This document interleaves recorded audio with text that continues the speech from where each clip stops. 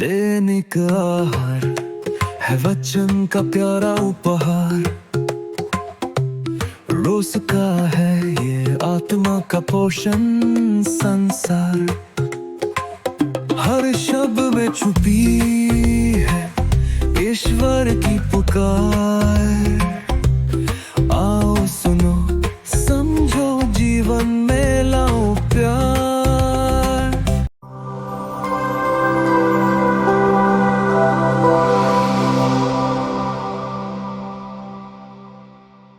सबको जय यीशु। प्यारे भाई और बहनों, डोमिनिकन धर्म समाज की ओर से आप सबों को हैप्पी क्रिसमस। क्रिसमस के दौरान मैं आप लोगों के सामने 4 सच्चाइयाँ रखना चाहूँगा। सबसे पहली सच्चाई है कि क्रिसमस एक बालक की कहानी है। मानव जाति की रक्षा के लिए ईश्वर बालक बन जाते हैं। और दूसरी सच्चाई है कि क्रिसमस माता मरियम और यूसुफ की कहानी है।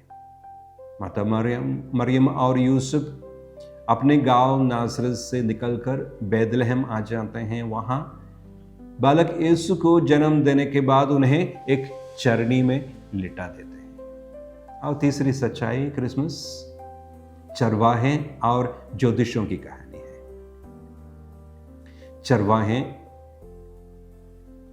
रात को आकर यीशु की आराधना करते हैं और आनंदित होकर अपनी अपनी जगह में चले जाते हैं। उसी प्रकार ज्योतिषी दूर से आकर यीशु की आराधना करते हैं और दूसरे रास्ते से अपने घर चले जाते हैं। और चौथी सच्चाई, क्रिसमस आपकी और मेरी कहानी है। क्रिसमस आपकी और मेरी कहानी बनती है जब हम क्रिसमस के साथ जुड़ी इन कहानियों के पीछे छिपी सच्चाइयों पर मनन करते हुए अपने जीवन को परिवर्तित करने की कोशिश करें। चलिए हम इन सच्चाइयों पर थोड़ा और गौर से मनन करने की कोशिश करेंगे। पहली सच्चाई कि ईश्वर बालक बनते हैं। ईश्वर स्वयं अपरिवर्तनीय रहकर भी सब कुछ को नित नवीन करते हैं। उदाहरण के लिए नोह के समय में जब मानव राशि पाप में डूबी हुई थी, जल प्रलय द्वारा ईश्वर मानव जाति को नवीन कर देते हैं। दूसरा उदाहरण इब्राहिम का है। इब्राहिम को अपने ही देश से उखाड़कर ईश्वर ने एक नए देश में गढ़ा दिया और एक नई पीढ़ी की स्थापना की, नई पीढ़ी की शुरुआत की। तीसरा उदाहरण इस्राएली लोगों का है। वे लोग गुलामी देश में थे, गुलामी मिस्र देश में थे। गुलामी से निकालकर लाल सागर पार करा के वहां बपतिस्मा देके, पानी में बपतिस्मा देके नए देश में लाए और उन्हें एक नई जनता के रूप में प्रस्तुत किया। और चौथा उदाहरण है प्रभु यीशु का। यीशु मानव बनकर उनकी मृत्यु और पुनरुत्थान के द्वारा हमें एक नई सृष्टि बना दिया है। इसलिए प्रकाशना ग्रंथ 21 अध्याय 21:5 में कहा जाता है, देखो मैं सब कुछ नया बना देता हूं। तो सबसे पहली बात यह है कि क्रिसमस नवीनता की कहानी है। दूसरी बात यूसुफ और मरियम की कहानी है। यूसुफ और मरियम अपने देश को छोड़कर बैतलहम आ जाते हैं। बैतलहम शब्द का अर्थ ही है बैतलहम, ब्रेड हाउस। वहां आके प्रभु यीशु को जन्म देकर प्रभु यीशु को चरनी में लिटा देते हैं। चरनी जानवरों को चारा देने की जगह है। तो यह एक पूर्व सूची है, क्योंकि प्रभु यीशु हमारे लिए रोटी बनने वाले थे। तो माता मरियम ने सचमुच हमारे भोजन के लिए एक रोटी तैयार की हमारे लिए। और तीसरी बात, क्रिसमस चरवाहे और गड़ेरिए इनकी कहानी है। वे अपनी गरीबी में बुलाए गए हैं, गरीबी की अवस्था में बुलाए गए हैं। वे लोग किनारे किए हुए लोग थे। उनको मुख्य धारा में ईश्वर ने लाया, गरीबों को ईश्वर के राज्य के मुख्य धारा में लाया है। इसी प्रकार ज्योतिषी दूर से आए हुए हैं, शायद वे गैर यहूदी थे, तो गैर यहूदियों को भी निमंत्रण दिया जा रहा है। अन्य समाज के लोगों को भी यीशु में विश्वास करने के लिए निमंत्रण दिया जा रहा है, उनका भी उद्धार हो रहा है। और उनसे कहा जाता है कि आप लोग दूसरे रास्ते से घर वापस जाओ, क्योंकि एक बार प्रभु यीशु से मिलने के बाद अपने पुराने रास्ते को छोड़ना है और नया रास्ता अपनाना है।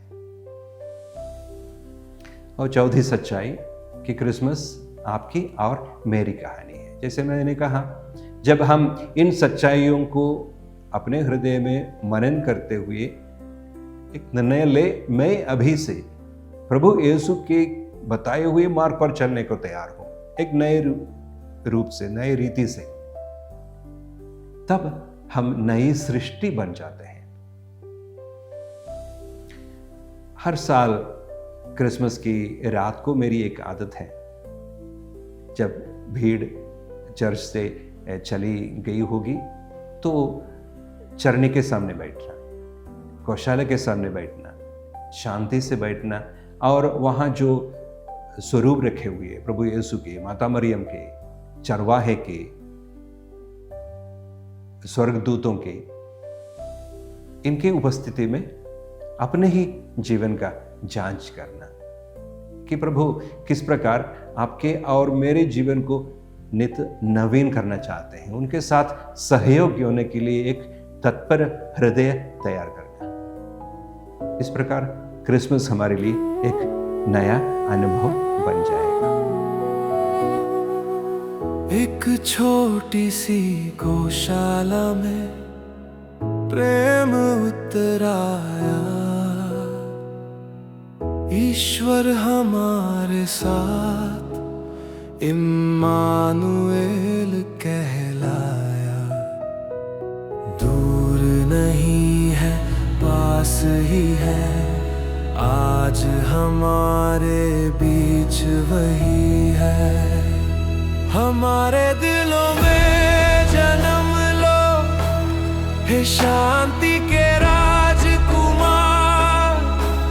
हमारे घर आंगन में भर दो प्रेम और उपहार। जैसे बेथलेहम में आए थे, आज भी हम ये प्रार्थना करें, इस क्रिसमस प्रभु यीशु हम सब में जन्म ले।